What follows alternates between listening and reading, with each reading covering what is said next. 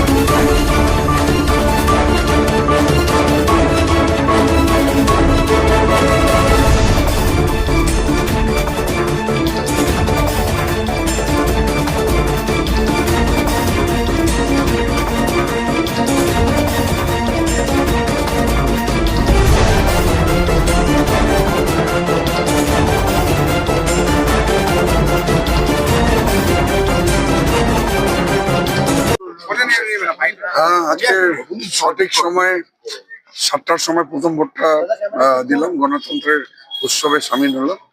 আজকে সকাল সকাল রায়গঞ্জের ওয়েদারটাও খুব ভালো। আমি সকল জনগণকে বলবো যে ওয়েদার ভালো আছে, ১২টা সাড়ে ১২টা অব্দি ভালো থাকবে।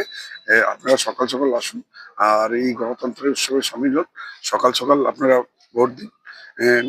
আর আমাদের সকলে মানে ভাবেন না ৫ বছর পর এই ধরনের উৎসবে সামিল হওয়ার আমাদের কাছে অপরচুনিটি আছে। আপনারা যতজন আছেন কেউ মিস করবেন না, প্লিজ ভোট করবেন। নিরাপত্তা ব্যবস্থা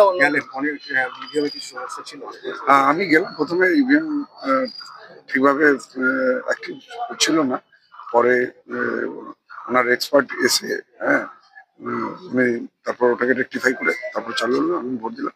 আমি ভিভিপ্যাটেও দেখলাম যে আমি আমার কাস্ট করা ভোটটাই ভিভিপ্যাটে শো করলো, তারপর আমি দেখে নিই আমি আসবো। এখনো পর্যন্ত বিভিন্ন ভোট কেন্দ্রে এখনো ভোট গ্রহণ পর্ব শুরু হচ্ছে, সেখান থেকে কোথাও কোনো খবর রয়েছে? না না, এখন তো জাস্ট চালু হলো, আমিও ফার্স্ট ভোট দিয়ে বেরোলাম।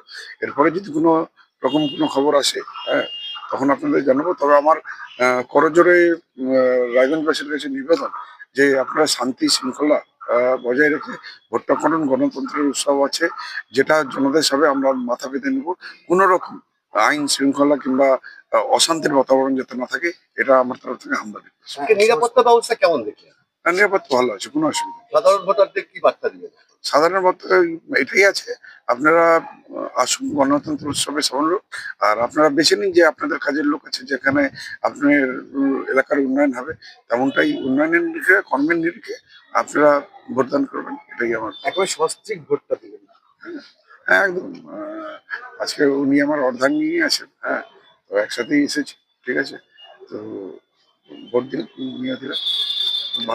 কেমন লাগলো দুজনে মিলে ভোট দিতে আসলেন? খুব ভালো লাগছে আমাকে। আর সবাইকে বলবো এই ওয়েদারটা খুবই ভালো, সকাল সকাল এসে সবাই ভোট দিবে। নিরাপত্তা ব্যবস্থা অন্যান্য না না, সবকিছু খুবই ভালো, ভেরি পিসফুল হচ্ছে সবকিছু। সবাইকে বলবো রুল রেগুলেশনটা ফলো করবেন শান্তি দিয়ে, একদম আমাদের রায়গঞ্জ মধ্যে কোনো কিছু হিংসা না হোক, এটা আমি প্রার্থনা করি আসলাম ঠাকুরকে।